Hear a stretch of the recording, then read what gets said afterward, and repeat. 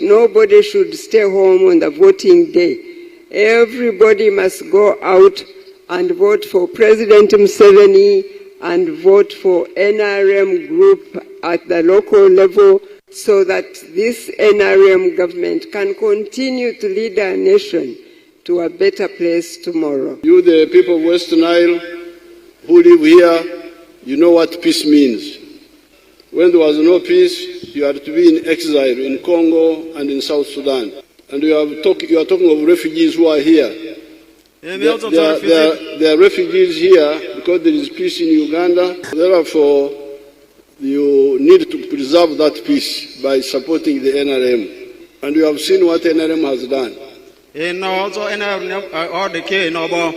When I come to Madi Okollo and I see electricity poles, I feel very happy. And all of you, I can see you holding phones in your hands.